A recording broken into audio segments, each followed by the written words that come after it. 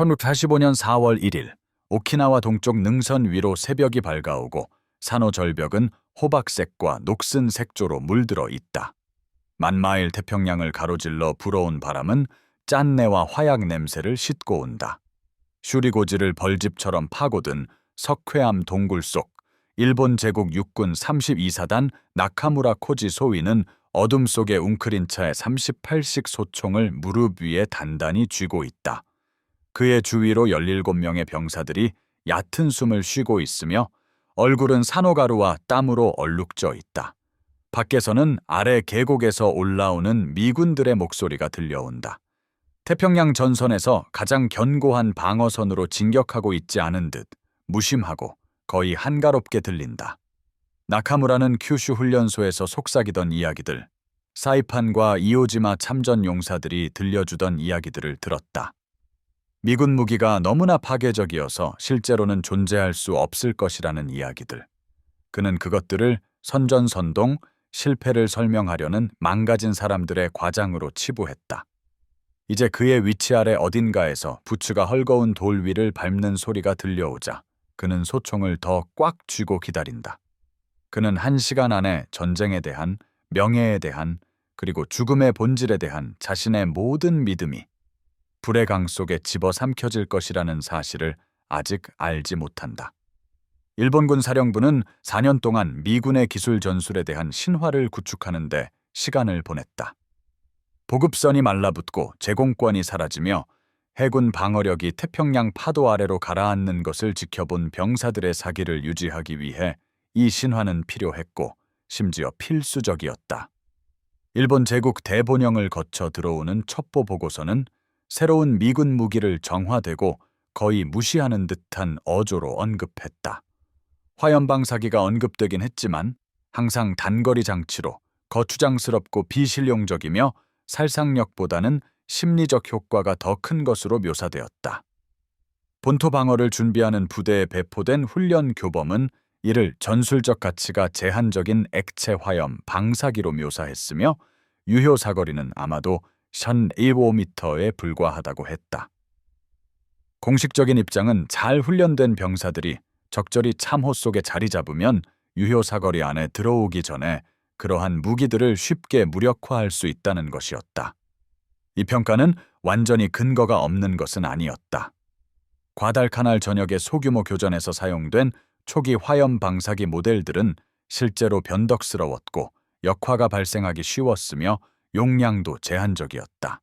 그러나 1945년까지 미군 공학 기술은 화염 방사기를 실험적인 호기심의 대상에서 훨씬 더 끔찍한 것으로 변모시켰다.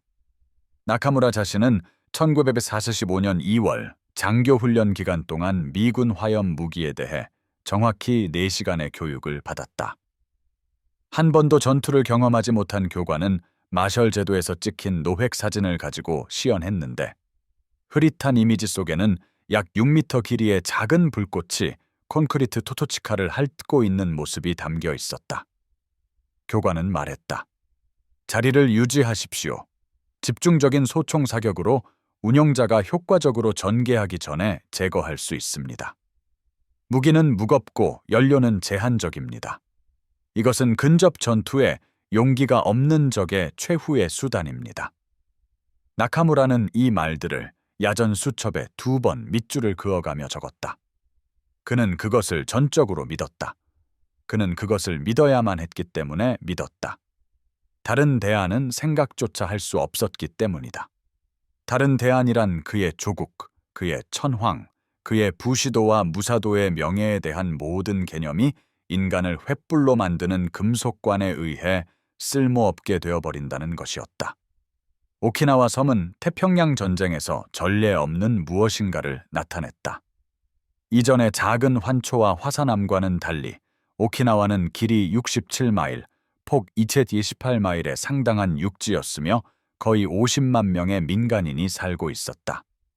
또한 북쪽으로 400마일도 차에 떨어지지 않은 미군의 징역과 일본 본토 사이의 마지막 주요 장애물이었다. 32군 사령관 우시지마 미츠루 중장은 자신의 상황에 대한 계산을 냉혹하게 이해하고 있었다. 그는 약 7만 7천 명의 전투 병력과 훈련이 미심쩍은 오키나와 민병대 3만 9천 명, 그리고 한정된 탄약, 식량, 물을 보유하고 있었다. 그에 맞서 미군은 사상 최대 규모의 해군 함대, 1,400척 이상의 함선의 지원을 받아 초기 상륙에 18만 명 이상의 병력을 투입할 예정이었다. 우시지마는 이길 수 없었다. 그는 미군이 일본 본토 침공 계획을 재고하게 만들 만큼 충분히 지연시키고 피를 흘리게 하고 천천히 죽을 수 있을 뿐이었다. 이를 위해 그는 해변을 완전히 포기하고 병력을 내륙의 섬 암석지대에 구축된 일련의 방어선으로 후퇴시켰다. 이것들은 단순한 참호나 벙커가 아니었다. 그것들은 요새 시스템이었고 모든 능선, 모든 계곡, 모든 산호 노두를 살육장으로 만드는 동굴, 터널, 강화된 진지의 다단계 네트워크였다. 미군의 공격은 예정대로 시작되었고 수천 명의 해병대와 육군 병력을 최소한의 저항으로 상륙시킨 교과서적인 상륙작전이었다. 3일 동안 일본군이 섬 북부를 단순히 포기한 것처럼 너무나 쉽게 느껴졌다. 그러다 징역이 슈리 방어선에 도달하였고 쉬웠던 날들은 끝이 났다. 모든 동굴에는 소총수들이 있었다. 모든 역경 사면에는 포병대가 숨어 있었다. 모든 보이는 진지는 단지 교차 사격망을 위한 미끼에 불과했다. 압도적인 화력, 제병 협동 공격, 꾸준한 압력이라는 전통적인 미군 전술은 고통스러울 정도로 더딘 진전을 보였다. 함포 사격은 지표면을 분쇄할 수 있었지만 일본군은 석회암 미궁 속에 숨어 있다가 각 포격 후 다시 진지를 점령했다. 포병은 동굴 입구를 봉쇄할 수 있었지만 항상 다른 출구, 숨겨진 통로, 예상치 못한 곳으로 연결되는 터널이 있었다. 보병 공격은 100야드마다 수십 명의 사상자를 발생시키는 살육전으로 변질되었다. 해병대는 그 동굴 안으로 침투할 수 있는 것, 방어자들을 가장 깊은 은신처까지 추격할 수 있는 것, 돌 자체를 살기에 부적합하게 만들 수 있는 것이 필요했다. 그들에게는 불이 필요했다. 1983년 말에 도입되어 오키나와 전역에서 완성된 미군 M22 화염 방사기는 3년간의 가혹한 공학적 개량의 정점이었다. 이전 모델들과 달리 M22는 배낭 프레임에 장착된 2개의 원통형 탱크에 72파운드의 연료를 실었다. 연료 자체는 단순히 휘발유가 아니라 표면에 달라붙어 섭씨 1093도, 화씨 2000도가 넘는 온도에서 타오르는 걸쭉한 석유 젤, 초기 네이팜이었다. 일본군 훈련 교범에서 제시된 15m와는 거리가 멀게, 이 무기의 유효 사거리는 최적의 조건에서 40m를 초과할 수 있었고 일부 발사는 50m 이상에서도 기록되었다. 아마도 가장 중요한 점은 연료 혼합물이 튀고 흘러내리도록 설계되어 낮은 지대를 찾아 공기 흐름을 따르고 산소가 있는 모든 공간을 침투한다는 것이었다. 동굴과 벙커의 밀폐된 공간에서 이러한 특성은 화염 방사기를 직사화기에서 액체 폭발물에 가까운 것으로 변모시켰고 산소를 소모하고 독성가스를 생성하며 폐와 고막을 파열시킬 수 있는 압력파를 만들었다. 주로 공병대에서 자원한 이 무기들을 운용하는 병사들은 그것의 끔찍한 효력을 이해했다. 그들은 또한 자신들이 전장에서 가장 많이 사냥되는 표적이 되었다는 것도 알고 있었다. 일본 저격수들은 독특한 배낭 형태를 알아보고 다른 모든 표적보다 화염 방사기 운용자를 우선시했다. 격렬한 전투에서 화염 방사기 운용자의 기대 수명은 불과 몇 분이었다. 나카무라는 동굴 석회암 벽의 틈새를 통해 미군 화염 방사기 팀을 처음 발견한다. 겨우 6인치 폭의 자연적인 균열로 아래 경사를 살짝 엿볼 수 있는 시야를 제공한다. 3명의 병사가 신중하게 협동하며 위로 움직인다.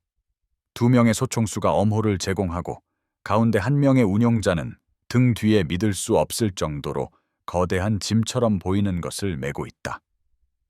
아침 햇살이 금속 탱크에 반사되어 번쩍인다. 잠시 나카무라의 숨이 멎는다. 장치의 크기가 이상하다. 너무 크고 너무 복잡하다. 이것은 훈련교범에 묘사된 휴대용 장치가 아니다.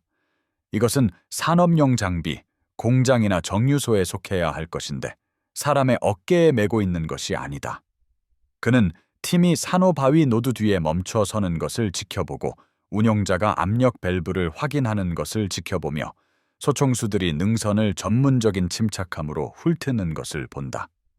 나카무라 옆에 있던 20살 남짓의 타나카라는 이등병이 속삭이며 묻는다. 지금 쏴야 합니까, 소위님? 노출되어 있는데요? 나카무라는 이 질문을 숙고한다. 표준 전술은 즉각적인 교전을 요구한다. 그러나 무언가가 그의 손을 붙잡는다. 수개월의 전투를 통해 발달된 어떤 본능이. 아래 미군들은 너무 무심하고 너무 노출되어 있다. 그들은 거의 확실히 미끼다. 사격을 유도하고 일본군 진지를 노출시키기 위한 것이다. 그는 고개를 젓는다. 기다려. 그가 숨쉬며 말한다. 더 가까이 오게 해. 그것은 그를 괴롭힐 결정이었지만 그가 예상하는 방식은 아니었다. 미군의 진격은 체계적인 정확성을 띠고 계속된다. 화염방사기 팀은 은폐물에서 은폐물로 이동하며 결코 서두르지 않고 불필요하게 자신들을 노출시키지 않는다. 그들 뒤로 나카무라는 이제 추가적인 요소들을 볼 수 있다. 소총분대, BAR팀, 그리고 정돈된 길을 따라 올라오는 셔먼 탱크처럼 보이는 것. 이것은 정찰 공격이 아니다.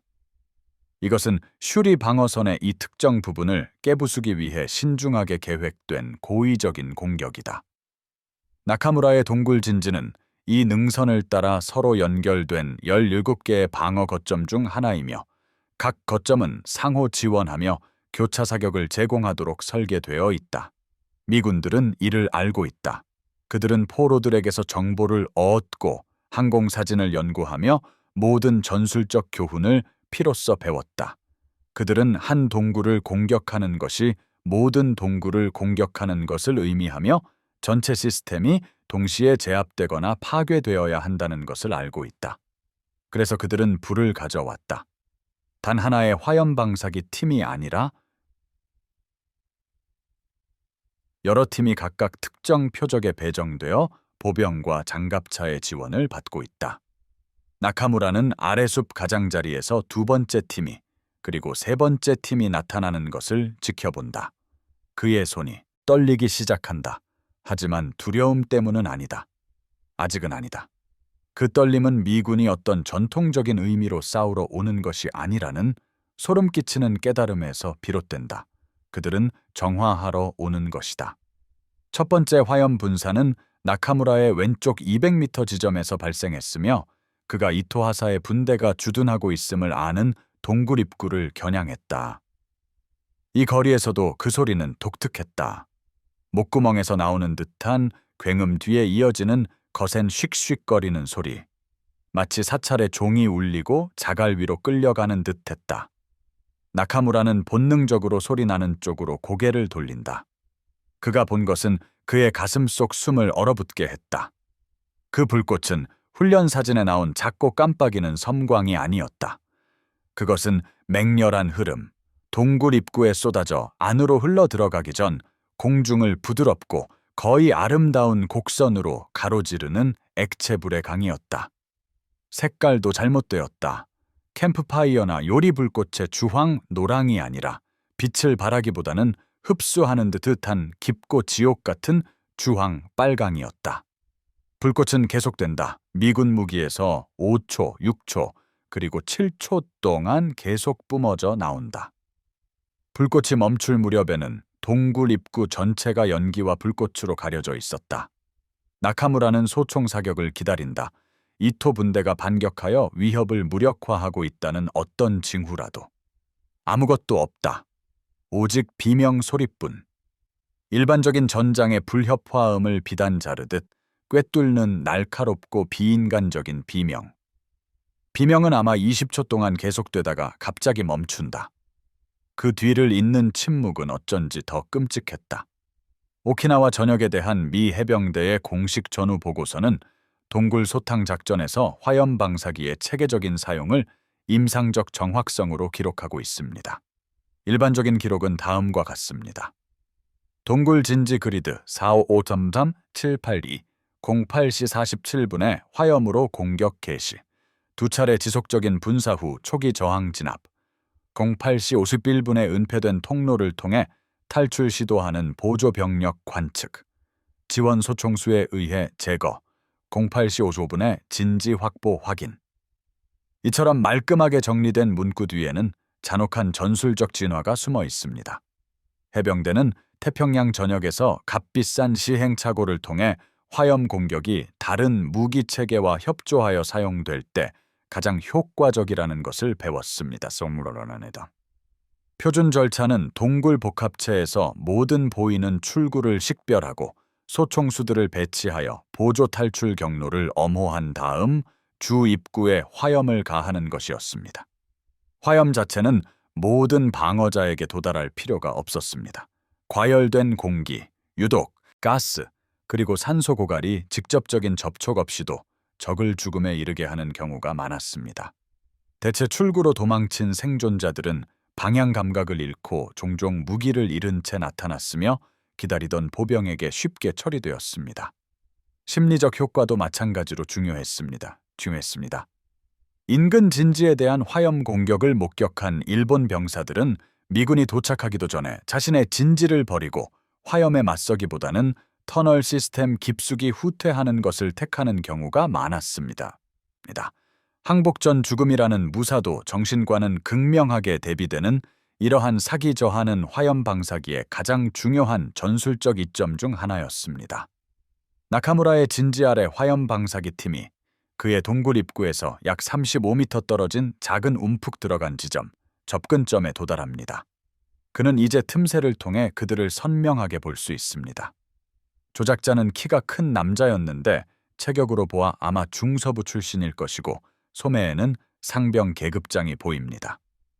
그의 얼굴은 위장 페인트나 흙으로 얼룩져 있어 무엇인지 분간하기 어렵습니다.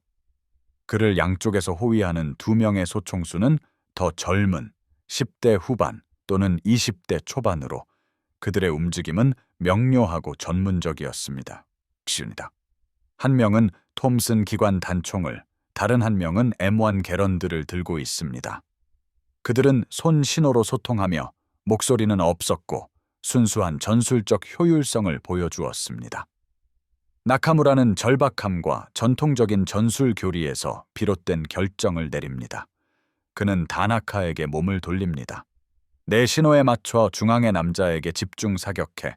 모든 소총 쓰러질 때까지 멈추지 마.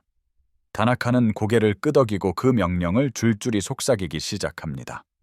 17정의 소총이 일제히 사격할 준비를 합니다. 모든 재래식 군사 논리에 따르면 그 위협이 배치되기도 전에 제거해야 할 일제 사격입니다. 나카무라는 발사 신호를 주기 위해 손을 들어 올립니다. 그는 그 동작을 결코 완료하지 못합니다. 미군이 먼저 공격하지만 나카무라의 진지 바로 아래 팀은 아닙니다.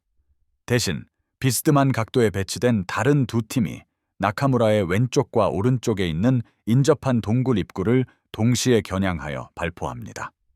그 효과는 즉각적이고 압도적이었습니다. 화염의 포효는 불타는 남자들의 비명과 합쳐져 마치 공기마저 붕괴시키는 듯한 지옥 같은 교향곡을 만들어냅니다. 동굴 네트워크에 상호 연결된 터널에서 연기가 쏟아져 나오기 시작하며 출구를 찾고 그와 함께 타는 인간 살점에 달콤하고 기름지며 완전히 구역질 나는 냄새를 풍깁니다. 다나카 2등병은 여전히 소총을 움켜쥔 채 구토합니다. 다른 병사는 절박한 속삭임으로 기도하기 시작합니다. 나카무라는 미군이 무작위로 동굴을 공격하는 것이 아니라는 것을 차가운 공포와 함께 깨닫습니다. 그들은 전체 상호 연결된 시스템을 동시에 공격하여 터널에 피신하는 행위 자체가 자살 행위가 되도록 고안된 조직적인 대화제를 일으키고 있습니다. 그의 뒤에 있는 연결 터널에서 연기가 나카무라의 진지로 스며들기 시작합니다. 몇 초 안에 그는 선택해야 합니다. 남아 질식할 것인가, 아니면 나가서 기다리고 있을 소총수들과 맞설 것인가. 결정은 그를 위해 내려집니다. 아래의 화염 방사기 조작자가 그의 무기를 발사하고 세상은 불바다가 됩니다. 화염 줄기는 나카무라가 예상했던 것처럼 수평으로 들어오지 않습니다. 대신 조작자는 무기를 위로 기울여 네이팜 젤을 높은 홀을 그리며 동굴 입구 위에 산호 암석에 튀기고 아래로 흘러내리게 합니다. 중력을 찾고 산소를 찾고 생명을 찾아서 말입니다. 화염은 폭포처럼 쏟아져 내려 입구를 완전히 가리고 안으로 흘러들기 시작합니다. 나카무라는 뒤로 비틀거리며 동굴 깊숙이 들어갑니다. 연기는 갑자기 회사에게서 검은색으로 그리고 유독한 노란색으로 변하며 그의 눈에서 눈물이 흐릅니다. 온도는 엄청난 속도로 상승합니다. 점진적으로가 아니라 갑작스러운 급증으로 그의 노출된 피부가 조여들고 수축하는 것처럼 느껴집니다. 이제 그의 주변 남자들은 소리를 지르고 있습니다. 일부는 화상 때문에, 다른 일부는 순수한 동물적 공포 때문에. 동굴의 후방 터널, 그들의 계획된 탈출 경로는 인접한 진지를 공격하는 화염에서 나오는 연기로 가득 차 있습니다. 갈 곳이 없습니다. 열기가 참을 수 없게 되고 그가 출구이기를 바라는 곳으로 달려가기 전 나카무라의 마지막 생각은 그들의 정보가 얼마나 완전히 틀렸는지에 대한 것이었습니다. 이것은 제한적인 전술적 가치를 지닌 무기가 아닙니다. 이것은 기계적 형태로 구현된 지옥입니다. 그는 동굴 측면의 보조 틈새에서 튀어나와 폐를 태우는 공기를 들이마시며 그의 제복에서는 연기가 피어오릅니다. 다나카가 그의 뒤를 비틀거리며 나오고 이어서 다른 2명이 나옵니다. 나머지는 안에 남아있고 이미 죽었거나 죽어가고 있습니다. 나카무라는 즉각적인 소총 사격을 예상하고 총알의 빠른 자비를 기대합니다. 대신 그는 이 정확한 출구를 엄호하기 위해 재배치된 화염 방사기 조작자와 마주보고 있습니다. 미군 병사의 손가락이 방가소의 위에 머물러 있습니다. 그들의 시선은 15m의 그을린 산호를 가로질러 마주칩니다. 조작자는 발포하지 않습니다. 대신 그는 무기의 노즐로 몸짓을 합니다. 항복을 의미하는 분명하고 오해의 여지가 없는 명령입니다. 나카무라의 손은 허리춤의 수류탄으로 향합니다. 그의 훈련이 요구하는 명예로운 죽음입니다. 하지만 그의 손가락은 그것을 움켜쥐지 못합니다. 이념보다 더 깊은 어떤 생존 본능에 따라 움직이는 그의 몸이 그 명령을 거부합니다. 대신 그는 손을 들어 올립니다. 다나카도 마찬가지로 합니다. 미군 상병은 거의 경의를 표하듯 한번 고개를 끄덕이고 영어로 보병 지원을 요청합니다. 몇 분 안에 나카무라는 무릎을 꿇고 손이 등 뒤로 묶인 채 더 많은 화염팀이 능선을 따라 체계적으로 이동하며 똑같이 끔찍한 효율성으로 각 진지를 소탕하는 것을 지켜봅니다. 오키나와에서의 화염 방사기 효과에 대한 통계 기록은 건조한 숫자로서는 거의 전달할 수 없는 이야기를 담고 있습니다. 해병대 문서에 따르면 휴대용 화염 방사기로 무장한 공병 대대가 이 전역 동안 7,000개 이상의 동굴 및 벙커 진지를 무력화하는 데 관여했습니다. 일본군 지휘관들이 화염 방사기 조작자 제거에 최우선 순위를 두었음에도 불구하고 아군 사상자 대비 적군 사상자 비율은 화염팀에 압도적으로 유리했습니다. 화염 방사기 조작자 1명이 사망할 때마다 평균 33명의 일본 병사들이 사망하거나 진지에서 밀려났습니다. 더욱 중요하게는 일본 방어 교리에 미친 심리적 영향이 지대했습니다. 가로챈 통신과 전투 후 신문 결과 많은 일본군 부대가 화염팀이 자신들의 구역에서 작전 중이라는 것을 알게 되자마자 미리 준비된 진지를 포기하기 시작했음이 드러났습니다. 새로운 미군 무기에 대한 소문이 퍼지면서 일본군 사령부에 어떤 대가를 치르더라도 진지를 사수하라는 명령은 점점 더 무시되었습니다.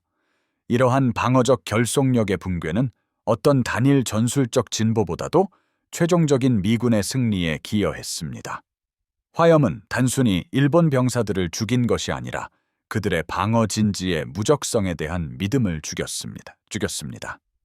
가데나 비행장 포로 수용소에서 나카무라는 포로로서의 첫 밤을 아직 새 재료 냄새가 나는 텐트의 캔버스 천장을 응시하며 보냅니다. 그의 주위에는 다른 200명의 일본인 포로들이 불안하게 잠들거나 조용히 생각에 잠겨 있습니다. 미군들은 나카무라가 지난 6개월간 본 것보다 훨씬 푸짐한 식량을 제공했고 표면적이지만 고통스러운 그의 화상에 대한 의료 처치도 해주었습니다. 20살이 넘지 않았을 듯한 어린 미군 위생병은 친절하고 능숙하게 화상을 치료하며 매사추세츠에 있는 고향에 대해 아무렇지도 않게 이야기하면서 연고를 바르고 붕대를 감아주었습니다. 그 친절함은 혼란스럽고 거의 불쾌하기까지 합니다. 이들은 불과 6시간 전 나카무라의 병사들을 산채로 불태우고 저항을 무의미하게 만들 정도로 끔찍한 효과를 지닌 무기를 사용했던 바로 그 사람들입니다. 그들은 어떻게 지금 이토록 아무렇지 않게 인간적인 모습을 보일 수 있단 말인가? 동료 포로인 육비사단 대위가 가까이 몸을 숙여 속삭입니다. 그들은 인간이 아니야. 인간의 얼굴을 한 기계들이지. 그래서 저런 무기를 만들 수 있는 거야. 양심에 괴로워할 영혼이 없어. 나카무라는 동의하고 싶고 동의해야만 하지만 그는 화염방사기 조작자의 눈을 계속 기억해냅니다. 피곤하고 전문적이었지만 틀림없이 인간적인, 그리고 또 다른 무언가. 주저함. 그 미군 병사는 무기를 사용하고 싶지 않았습니다. 그는 단지 불필요하게 죽는 것보다 그것을 사용하는 것을 더 기꺼이 했을 뿐이었습니다. 신문은 다음 날 아침에 시작됩니다. 나카무라는 고문과 잔혹함을 예상합니다. 대신 그는 완벽한 도쿄 사투리를 구사하고 어떤 질문을 하기 전에 담배를 권하는 일본계 미국인 정보 장교와 나무 테이블을 사이에 두고 앉아있는 자신을 발견합니다. 신문은 거의 대화에 가까웠습니다. 장교는 부대 배치, 방어 계획에 대해 알고 싶어 했으며 나카무라의 진지가 이미 점령되었기 때문에 진행 중인 작전을 손상시킬 만한 것은 묻지 않았습니다. 하지만 그는 또한 훈련에 대해서 일본 병사들이 미군 무기에 대해 무엇을 기대하라고 들었는지에 대해서 그리고 정보평가와 전장 현실 사이의 불일치에 대해서도 질문합니다. 나카무라는 자신이 자유롭게 이야기하고 있음을 깨닫습니다. 아마도 더 이상 보호할 것이 없기 때문이거나 아니면 맞은편 남자가 비판적이기보다는 진정으로 궁금해하는 것처럼 보였기 때문일 것입니다. 우리는 화염방사기의 사거리가 10m라고 들었습니다. 나카무라가 말합니다. 그것들은 신뢰할 수 없으며 쉽게 무력화될 수 있다고 말입니다. 신문관은 고개를 끄덕이며 메모합니다. 그리고 실제로 관측한 사거리는 얼마였습니까? 40m. 어쩌면 그 이상이었습니다. 그리고 연료는? 물처럼 흘렀지만 제가 본 어떤 것과도 다르게 탔습니다. 동굴 통로를 따라 흘러 들어왔습니다. 우리가 안전하다고 생각했을 때조차 우리를 찾아냈습니다. 신문관의 펜이 멈춥니다. 그들이 이 무기들이 과장되었다고 말했을 때 당신은 상관들을 믿었습니까? 나카무라는 신중하게 생각합니다. 나는 그들을 믿어야 했기 때문에 믿었습니다. 다른 대안은 참을 수 없었습니다. 일본 병사들이 전쟁에는 대비했지만 자신들이 맞닥뜨린 전쟁의 특정 성격에는 대비하지 못했다는 이 고백은 오키나와 전역 동안 제출된 수십 건의 포로 신문 보고서에서 반복적으로 나타납니다. 반복되는 주제는 다음과 같습니다. 정신력과 기꺼이 죽으려는 의지를 강조하는 일본의 군사 교리가 이념적 헌신과 압도적인 물적 우위를 결합한 적군에 대해 병사들을 적절히 준비시키지 못했다는 것입니다. 미군 병사들은 기술적으로 우월하면서도 개인적으로 용감할 수는 없다고 여겨졌습니다. 그들은 나약하며 도덕적 약점을 보완하기 위해 기계에 의존하는 존재로 여겨졌습니다.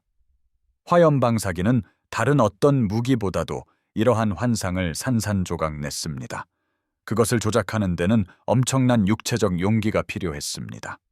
취약성은 명백했고 위험은 즉각적이었습니다. 그러나 미군 병사들은 이 역할에 자원했고 광범위하게 훈련했으며 치명적인 효과로 무기를 배치했습니다. 도덕적 용기와 기술적 우위가 결합된 이러한 조합은 일본의 군사 철학이 이해하거나 대처할 수 있는 틀을 가지고 있지 않았습니다.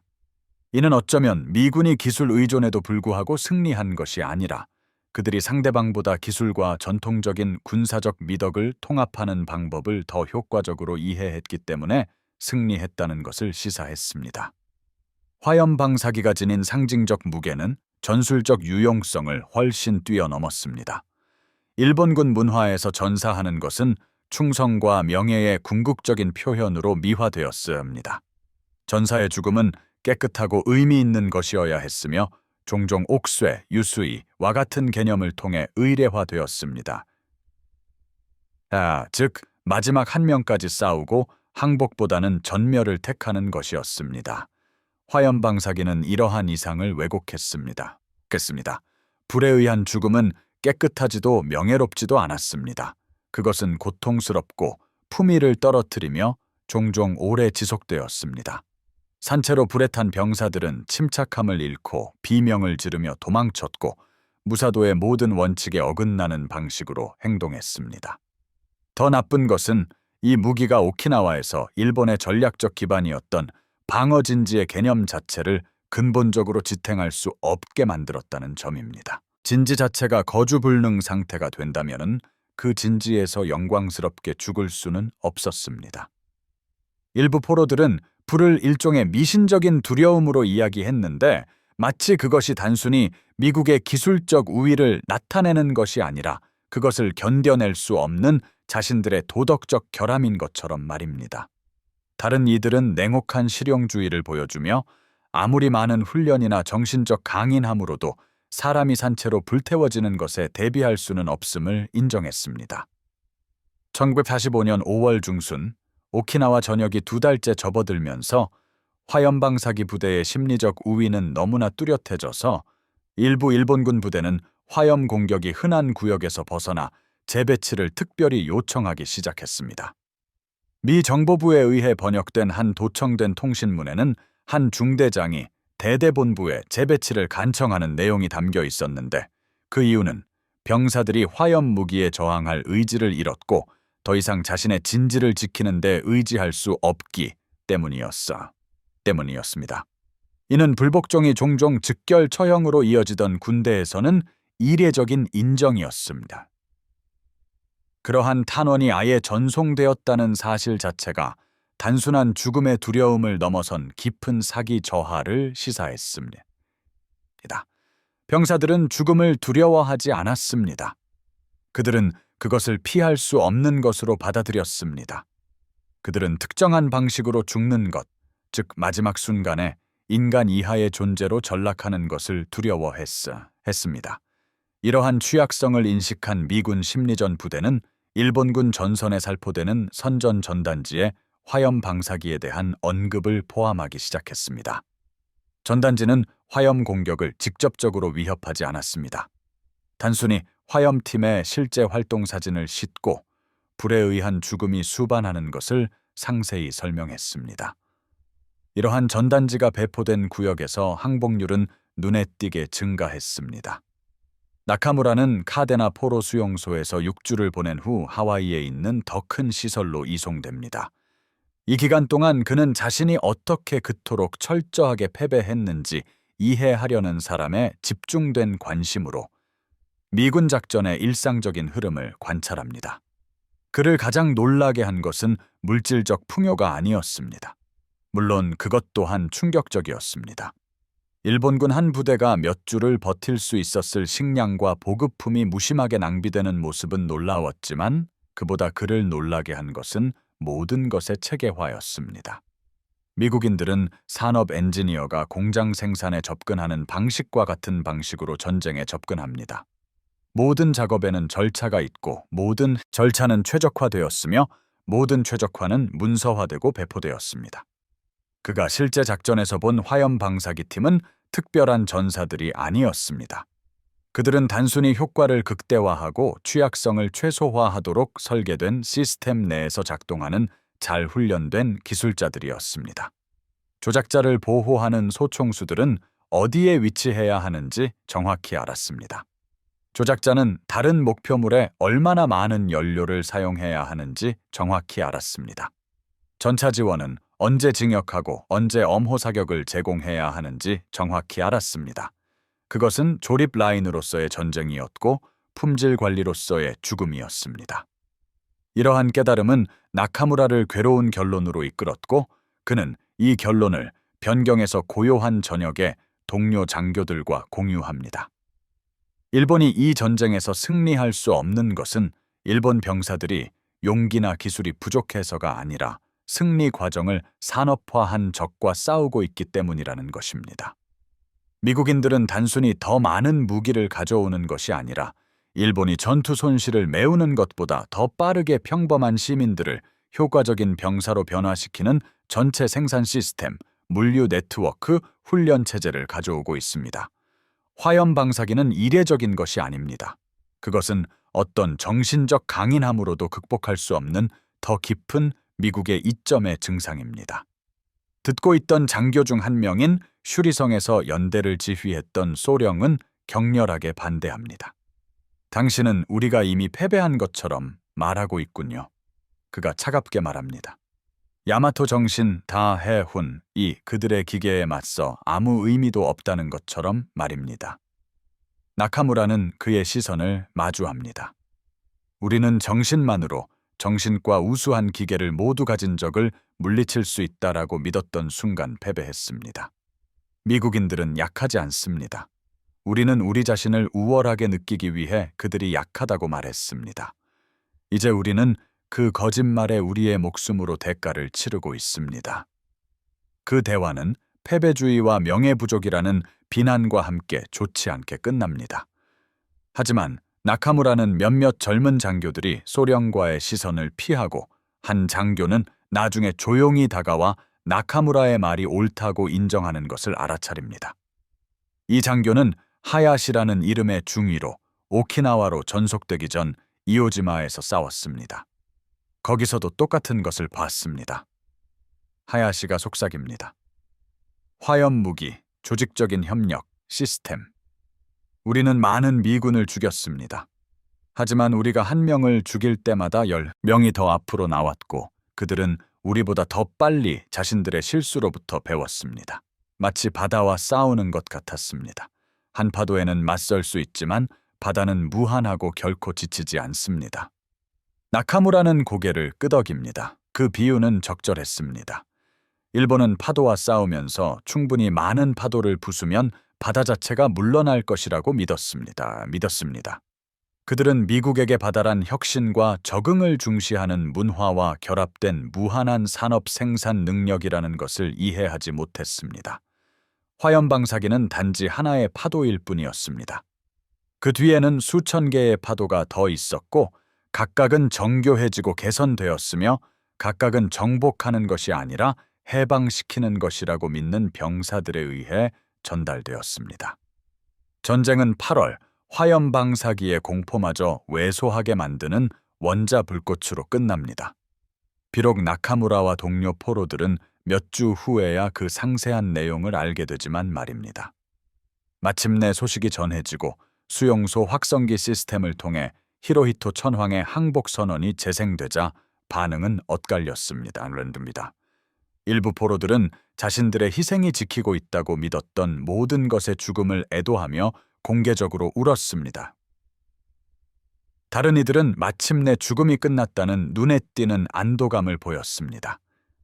나카무라는 오키나와의 동굴에 자신만의 어떤 본질적인 부분이 남겨진 것처럼 화염 방사기의 직접적인 폭발이 아니라 그것이 자신에게 강요한 깨달음으로 인해 불타 없어진 것처럼 깊은 공허함만을 느낍니다. 그는 천황을 위한 죽음이 사람이 이룰 수 있는 최고의 명예라고 믿도록 배웠습니다. 그는 추상적으로, 지적으로는 여전히 이것을 믿습니다. 그러나 그의 몸은 불이 닥쳤을 때 모든 훈련과 이데올로기를 압도했던 공황, 공포, 도망치려는 동물적 본능을 기억합니다. 그의 몸은 명예보다 생존을 택했다는 것을 알고 있으며 어떤 철학적 합리화로도 그 진실을 바꿀 수는 없습니다. 1945년 9월 수용소는 포로들을 위한 수업을 조직하기 시작했습니다. 기본 영어를 가르치고 포획자들이 제공하는 설명 속에서 거의 알아볼 수 없는 일본으로의 최종 송환을 준비시키는 것이었습니다. 나카무라는 부분적으로는 마음을 가라앉힐 무언가를 찾기 위해, 부분적으로는 자신이 싸웠던 전쟁이 단지 한 가지 종류의 전쟁일 뿐이며 일본의 미래를 위한 전쟁은 소총과 화염이 아닌 말과 아이디어로 싸워질 것이라는 것을 인식했기 때문에 번역 지원을 자원합니다. 한 수업 시간 동안 한 미군 장교, 즉 몇 달 전 그를 신문했던 일본계 미국인 정보 장교가 화염 방사기 운용에 관한 훈련 필름을 보여줍니다. 필름은 임상적이고 사실적이며 올바른 기술과 안전 절차를 시연합니다. 무기의 효과를 미화하거나 그것이 야기하는 죽음을 찬양하는 내용은 전혀 없습니다. 그것은 나카무라가 관찰한 미군의 모든 것과 마찬가지로 단순히 전문적이었습니다. 필름이 끝난 후 장교는 질문이 있는지 묻습니다. 나카무라가 손을 듭니다. 왜 이것을 보여주셨습니까? 그가 묻습니다. 우리를 패배시킨 무기에 대해 가르치는 것이 무슨 소용이 있습니까? 장교는 질문을 신중하게 고려합니다. 왜냐하면 당신들이 어떻게 패배했는지 이해하는 것이 다시는 패배하지 않는 방법을 이해하는 첫걸음이기 때문입니다. 당신의 나라는 재건될 것입니다. 그렇게 될 때 용기만으로는 충분하지 않다는 것을 이해하는 지도자들이 필요합니다. 용기는 지식, 기술, 시스템과 결합되어야 합니다. 이것이 교훈입니다. 화염방사기가 무적이라는 것이 아니라 우리가 그것이 효과적으로 사용될 수 있는 조건을 만들었다는 것입니다. 이 답변은 수업이 끝난 후에도 오랫동안 나카무라를 괴롭힙니다. 그것은 근본적으로 다른 전쟁 철학을 시사합니다. 적을 단순히 물리치는 것을 넘어 왜 패배했는지 가르쳐서 미래의 갈등이 불필요해지도록 하는 것입니다. 확실히 정복자의 관점이지만 묘한 종류의 자비심을 담고 있습니다. 미국인들은 슈리 동굴에 있는 모든 사람들을 간단히 죽일 수도 있었습니다. 대신 그들은 탈출구와 항복할 기회를 제공했고 그 기회가 받아들여졌을 때 식량, 의료 및 교육을 제공했습니다. 화염 방사기는 선호하는 살상 방법이 아니라 항복을 유도하는 인센티브, 즉 저항이 헛되며 복종이 예상치 못한 관용으로 보답받을 것이라는 시위로 제시되었습니다. 효율성 면에서는 잔혹했지만 이러한 당근과 채찍 접근 방식은 그들의 물질적 정교함에 걸맞은 심리전의 정교함을 나타냈습니다. 그들은 단순히 적을 죽이려 한 것이 아니었습니다.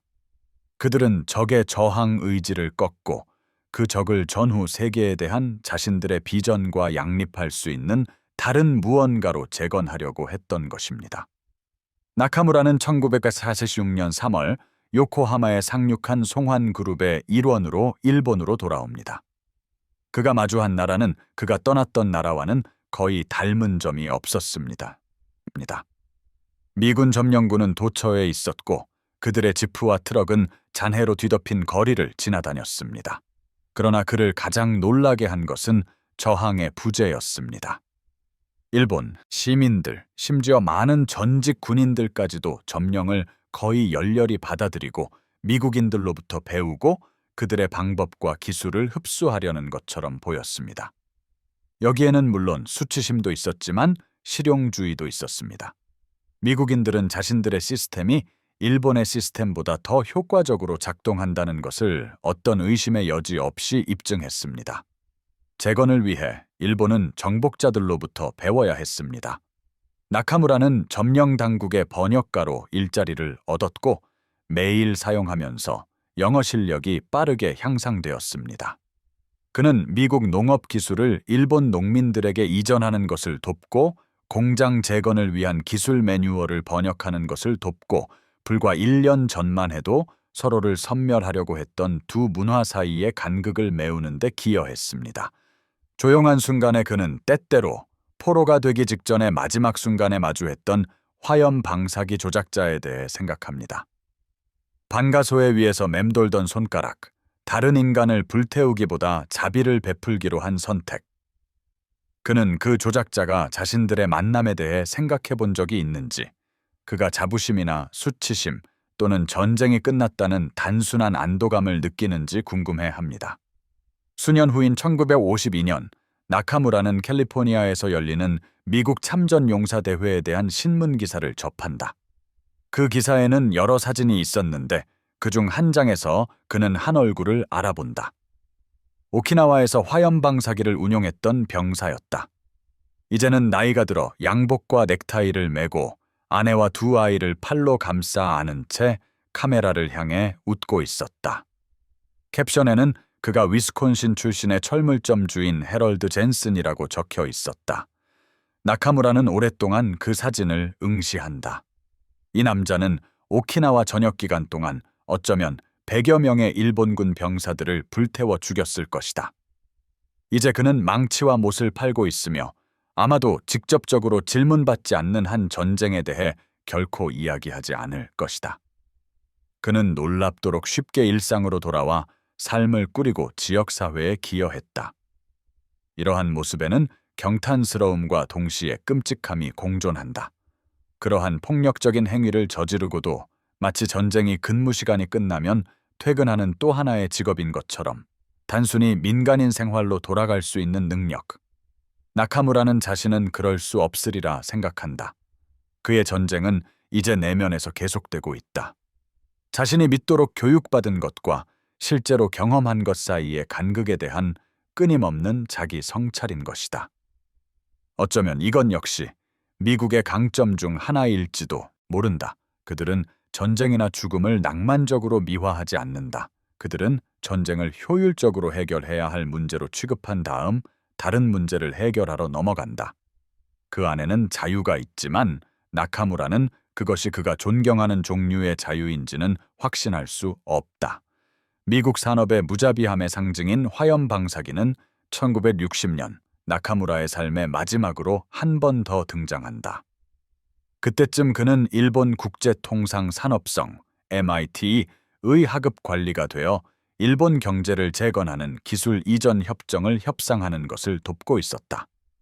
미국 대표단이 제조 협력 관계를 논의하기 위해 도쿄를 방문했고 만찬 리셉션에서 나카무라는 전쟁 중 태평양에서 복무했던 한 미국인 엔지니어 옆에 앉게 된다. 그들은 정중하게 대화를 나누다가 놀랍게도 둘 다 오키나와에 있었고 어쩌면 불과 몇 마일 안 되는 거리에서 서로 가까이 있었을지도 모른다는 사실을 알게 된다. 미국인은 조심스럽게 나카무라의 포로 생활 경험에 대해 묻는다. 나카무라는 마찬가지로 조심스럽게 그 미국인의 작전 참여 역할에 대해 묻는다. 병기 개발이었습니다. 미국인이 말한다. 휴대용 화염 무기의 연료 혼합 비율을 연구했습니다. 긴 침묵이 흐른다. 나카무라는 신중하게 단어를 고른다. 당신의 작업은 매우 효과적이었습니다. 어쩌면 지나치게 효과적이었죠? 미국인은 천천히 고개를 끄덕인다. 저도 그 생각을 해봤습니다. 하지만 중요한 것은 목표는 가능한 한 많은 사람을 죽이는 것이 아니었습니다. 목표는 가능한 한 빨리 저항을 끝내고 당신의 병사들에게 더 이상의 싸움이 무의미하다는 것을 납득시키는 것이었습니다. 우리가 화염으로 소탕할 필요가 없었던 모든 동굴은 양측의 병사들이 살아남을 수 있었던 동굴이었습니다. 그 무기는 끔찍했습니다. 맞습니다. 하지만 재래식 무기로 장기전을 벌이고 이어서 본토를 침공하는 것은 모두에게 더 나빴을 것입니다. 나카무라는 이 말을 생각해본다.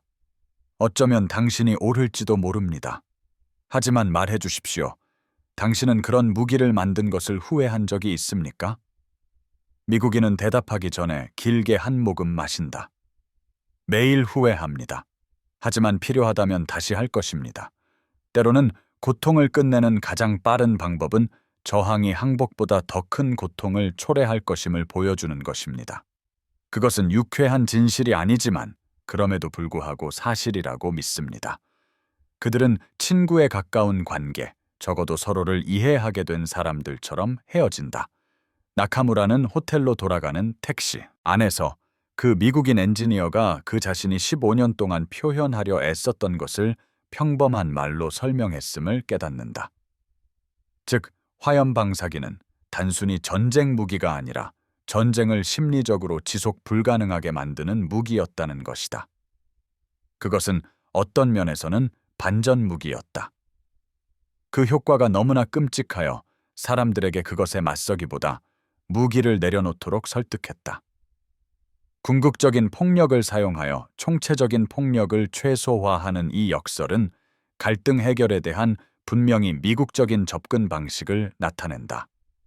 이는 이성적인 행위자들이 압도적인 힘과 피할 수 없는 패배에 직면했을 때 명예보다 생존을 선택할 것이라고 가정한다. 우월한 힘에 항복하는 것은 수치스러운 일이 아니며 항복이 합리적인 선택임을 인식하지 못하는 것이 수치스럽다고 가정한다. 이러한 가정들은 나카무라가 숭배하도록 교육받은 부시도, 무사도, 전통과는 근본적으로 상반되지만 그는 그 효과를 부인할 수 없다. 일본은 항복했다. 일본은 재건되었다. 일본은 번영했다. 만약 전쟁이 1년 더 계속되었다라면, 만약 미국인들이 일본의 명예는 살렸지만 일본인의 생명은 살리지 못했을 관습적인 전술을 사용하여 본토를 침공할 수밖에 없었다면 이 모든 것이 가능했을까? 그 질문은 여전히 답할 수 없는 채로 남아있지만 그 질문을 던지는 행위 자체는 심오한 의미를 지닌다. 나카무라는 15년 동안 인지 부조화와 씨름하며 보냈다. 그가 가치 있다고 배운 것, 치욕보다는 죽음, 물질적 이점보다 정신적 강인함, 사무라이 정신의 우월성과 그가 실제로 목격한 것, 기술적 우월성과 전술적 혁신, 그리고 인간 심리에 대한 실용적인 이해를 결합한 현대적인 군사력 사이의 간극이었다. 화염 방사기는 미국 전쟁 기계의 일탈이 아니었다. 그것은 그들의 철학을 완벽하게 표현한 것이었다. 동굴에 참호화된 일본군 병사들이라는 문제에 직면했을 때 그들은 최대한 효과적이고 미국인의 생명에 최소한의 비용이 드는 해결책을 고안했다. 그들은 그 해결책이 명예로운지 영광스러운지 고려하지 않았다. 그들은 그것이 효과가 있는지 고려했다. 그리고 그것은 엄청나게 잘 작동했다. 1960년대에 이르러 화염 방사기 자체는 구식이 되어가고 있었다. 병사들이 목표물에 40m 이내로 접근할 필요 없이 유사한 효과를 달성할 수 있는 더 정밀한 무기 체계로 대체되었다. 그러나 그 유사는 군사 기획자들이 기술과 전술의 관계에 대해 생각하는 방식에 지속되었다. 이 무기는 심리적 우위가 공포를 신중하게 적용함으로써 달성될 수 있음을 보여주었다. 무자규적이고 혼란스러운 공포가 아니라 계산되고 체계적인 공포로 적들에게 확실한 죽음과 항복 사이의 명확한 선택지를 남기는 것이었다. 이 원칙은 베트남의 전략 폭격 작전부터 이후 분쟁의 충격과 공포 전술에 이르기까지 수십 년 동안 미국 군사 독트린의 토대가 되었다. 목표는 항상 동일했다. 적의 육체적 저항 능력이 소진되기 전에 저항 의지를 꺾는 것. 지속적인 저항이 무의미해 보이게 만들므로써 주로 미국인의 생명을 구하고 부수적인 이점으로 적의 생명도 구하는 것이었다. 이 접근 방식의 도덕성은 논쟁의 여지가 있었지만 그 효과는 그렇지 않았다. 실제로 화염 방사기를 운용한 병사들에게 이 무기의 유사는 더 개인적이고 더 괴로웠다. 전후 참전 용사 연구에 따르면 화염 방사기 운용병들은 종종 더 짧은 기간의 실전 참여에도 불구하고 다른 보병 전투원들보다 훨씬 높은 비율로 외상 후 스트레스에 시달렸다. 목표물이 불타는 것을 보고 비명을 듣고 타는 살 냄새를 맡는다는 무기의 밀접한 특성은 많은 운용병들이 평생 안고 가는 심리적 외상을 만들었다. 일부는 수십 년간 지속되는 악몽을 보고했다.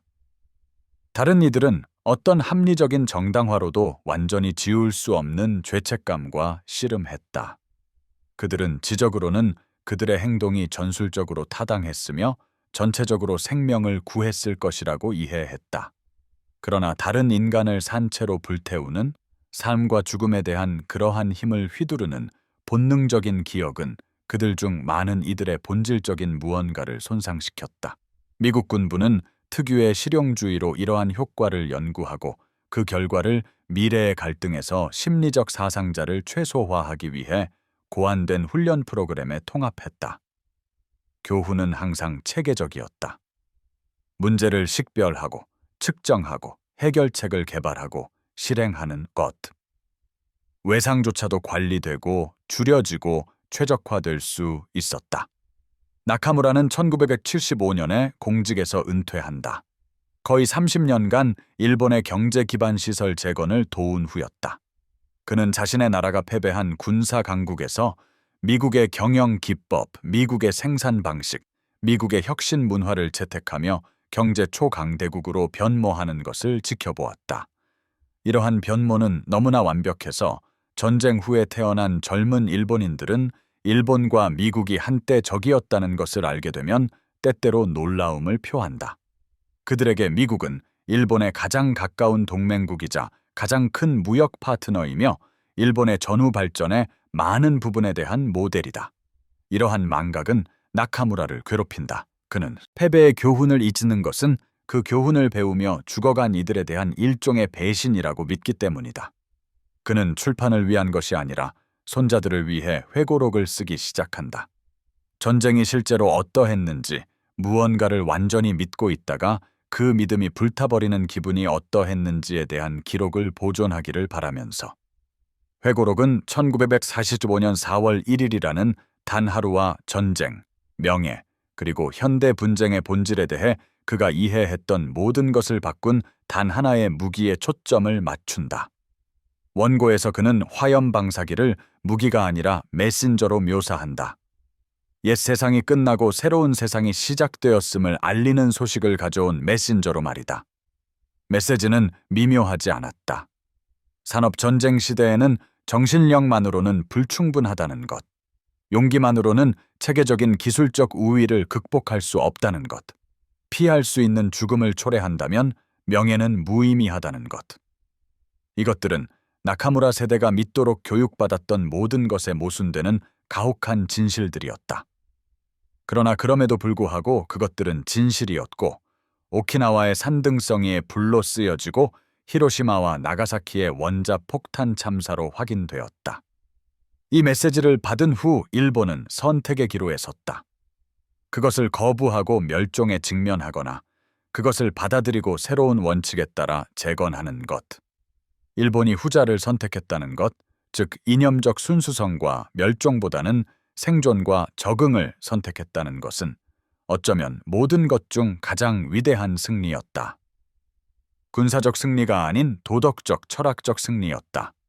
패배를 인정하고 정복자에게서 배우고 더 이상 목적에 부합하지 않는 전통을 포기하는 데는 다른 종류의 용기가 필요했다. 화염 방사기는 역설적으로 독단보다 실용주의의 가치를 가르쳤다. 그는 해럴드 젠슨에 대해 쓴다. 실제로 만난 적은 없지만 수십 년 전에 사진을 보았던 화염 방사기 운용병 말이다. 그는 젠슨의 삶을 상상한다. 철물점, 가족, 어쩌면 이따금 악몽으로 아내와 자식들에게는 말할 수 없는 이야기를 나누는 재향군 인회 모임에서의 순간들로 점철된 조용한 민간인의 삶.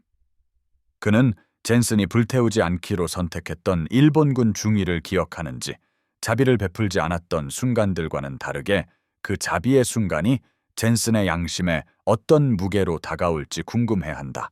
아마 아닐 것이다. 젠슨에게 그것은 길고 긴 일련의 전술적 결정들 중 하나였을 것이고 각 결정은 스트레스 해서 이루어졌으며 전쟁의 논리 내에서 각각 정당화될 수 있었다. 그러나 나카무라에게 그 순간은 미국인의 특성 중 본질적인 무언가를 나타냈다. 거의 동시에 무자비하고도 자비로울 수 있는 능력, 압도적인 폭력을 사용한 다음 항복하는 자들에게 즉시 관용을 베푸는 것. 이러한 조합은 미국인의 힘에 효과적으로 저항하는 것을 거의 불가능하게 만들었다. 싸우면 산채로 불태우겠지만 항복하면 먹이고 상처를 치료해 줄 적에게 저항을 지속할 수는 없었다. 심리적 계산은 압도적으로 항복에 유리했다. 나카무라가 1983년 63세의 나이로 폐렴 합병증으로 사망했을 때 그 원고는 미완성 상태였다.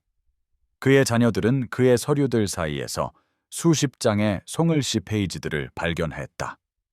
그 페이지들에는 동굴과 불, 그리고 전장뿐 아니라 교전 조건 자체까지 통제하는 적과 싸우는 데서 오는 기묘한 공포에 대한 묘사가 담겨 있었다. 그들은 출판을 고려했지만 그것이 가치 있는 역사적 문서로 받아들여질지 아니면 부적절한 수정주의로 여겨질지 확신할 수 없어서 결국 출판하지 않기로 결정했다. 일본은 앞으로 나아갔다. 전쟁은 학자들이 연구하는 역사지만 일상생활과는 점점 더 멀어지고 있다.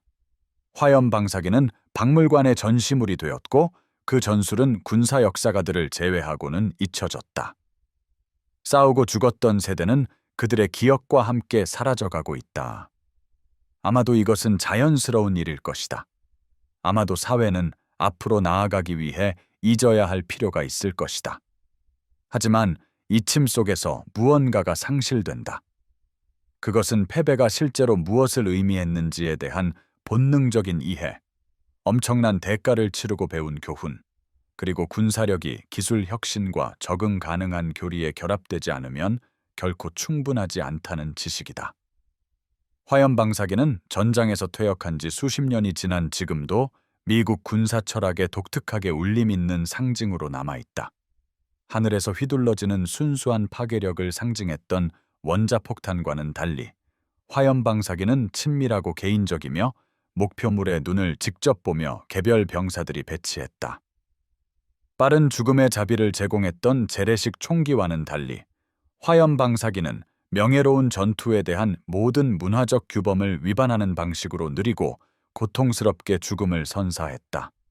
그것은 적들에게 죽음의 가능성뿐 아니라 항복의 깊은 수치를 포함한 어떤 대안도 더 선호될 정도로 끔찍한 죽음의 확실성을 직면하게 만들었던 무기였다. 이러한 의미에서 그것은 살상 무기라기보다는 항복 유도 무기였고 주로 적을 파괴하기 위해서가 아니라 그들이 적이기를 멈추도록 설득하기 위해 고안되었다. 그러한 무기를 설계하고 배치하는 데 필요한 심리적 정교함, 즉 전쟁이 궁극적으로 사상자보다는 의지에 관한 것임을 이해하는 것은 일본 지도부가 그들의 전술적 기술과 전략적 계획에도 불구하고 결코 완전히 파악하지 못했던 일종의 군사적 사고방식을 나타냈다. 나카무라가 완전히 이해하는데 수십 년이 걸린 더 깊은 교훈은 민주주의와 군사적 효율성 사이의 관계에 관한 것이었다. 그는 민주사회가 나약하며 그 시민들은 지속적인 전쟁에 필요한 정신적 훈련이 부족하고 기술 의존은 도덕적 약점을 보완하는 목발이라고 배워왔었다. 화염방사기는 그 반대임을 증명했다. 70파운드의 네이팜을 등에 메고 적진을 향해 걸어가는 것은 자신의 대의의 정당성에 대한 깊은 믿음을 필요로 했다. 훈련, 장비, 지원 부대에 대한 신뢰가 필요했다. 그리고 만약 그렇게 된다면 당신의 희생이 개인적인 영광을 넘어선 의미를 가질 것이라는 믿음이 필요했다. 미군 병사들은 이 모든 것을 가지고 있었다.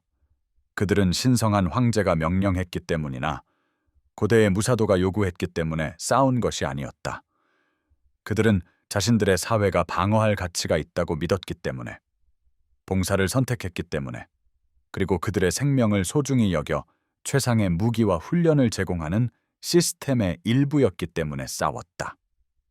의무적으로 부과된 것이 아닌 개인의 선택에 뿌리를 둔 이 자발적인 헌신은 일본 군사 문화를 특징짓는 죽음에 대한 숙명론적 헌신보다 훨씬 더 탄력적이고 효과적이라는 것이 입증되었다.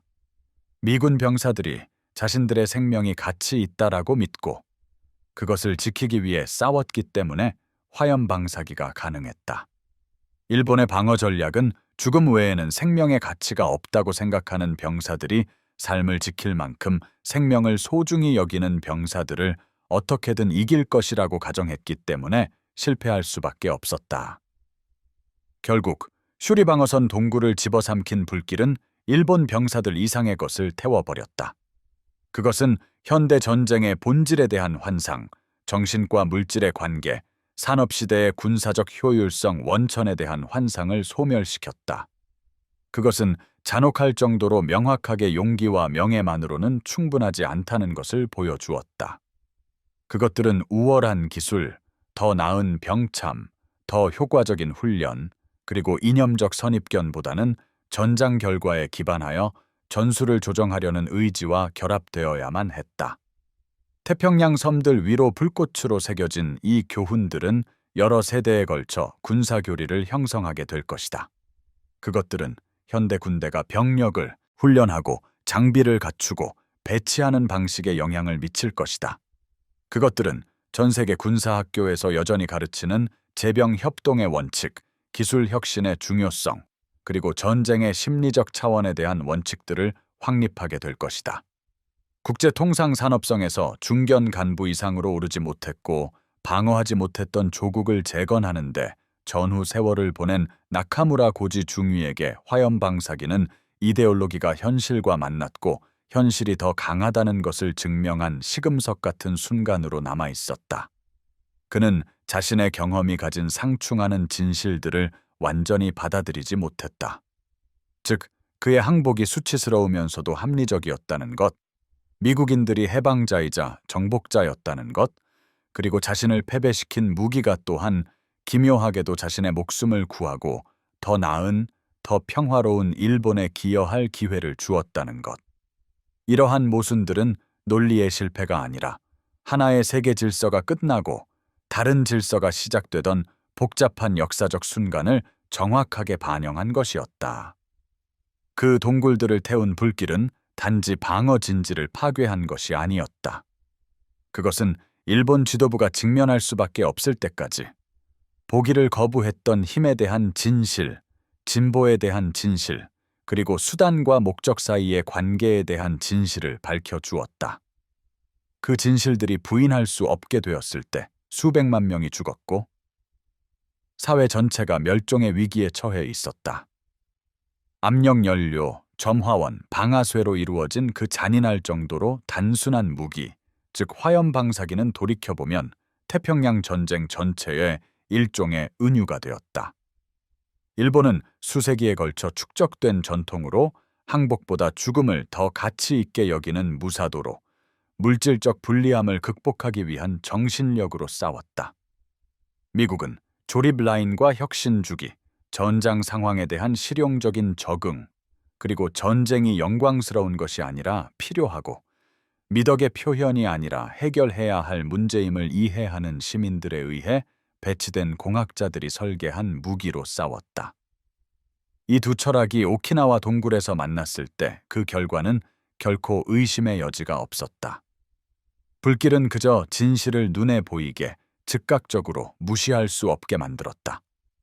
그것은 일본 군사 지도부가 자신들과 병사들에게 들려주었던 신화들을 불태워버리고 오직 그을린 현실만을 남겼다.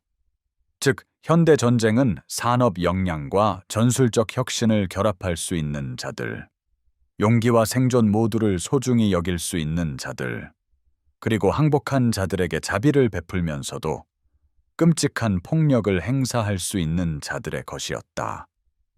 이것은 미국의 선물인 동시의 저주였다. 적들을 동맹으로 만들 만큼 전쟁을 완전히 승리하는 능력, 미래의 갈등을 불필요하게 만들 만큼 압도적인 힘을 배치하는 능력, 그리고 옛 세계를 불태워버리고 그 자리에 새로운 것을 제공하는 능력, 그리고 결국 나카무라가 말년에 깨달았듯이 이것이 어쩌면 모든 것 중 가장 위대한 승리였다. 그것이 아무리 중요했을지라도 군사적 승리가 아니라 그 뒤에 이어진 변화였다. 일본은 총구의 강요 때문에 미국 방식을 채택한 것이 아니라 그 방식들이 명백히 더 효과적이었기 때문에 채택했다. 나카무라가 경력을 보낸 바로 그 부처는 이러한 기술 이전을 촉진하고 옛 적들로부터 배우며 1945년에는 상상할 수 없었던 원칙 위에 새로운 일본을 건설하기 위해 존재했다. 화염방사기는 병사들 이상의 것을 불태워버렸다. 그것은 군사적 영광에 뿌리박은 국가 정체성의 전체 개념을 불태워버리고 느리게, 고통스럽게, 그러나 궁극적으로 성공적으로 더 오래 지속되는 어떤 것으로 대체했다. 정복보다 번영을, 전통보다 혁신을, 명예보다 평화를 소중히 여기는 국가. 이것들은 나카무라가 젊은 장교 시절 소중히 여기도록 배운 가치들이 아니었다. 그러나 생애 마지막에 서서 1945년의 폐허를 돌아보고 1980년대에 번성하는 일본을 내다보면서 그는 그 변화가 필요했으며 심지어 유익했다는 것을 부인할 수 없었다. 그 불길은 끔찍했지만 잿더미에서 자라난 것은 불탔던 것보다 더 나은 것이었다.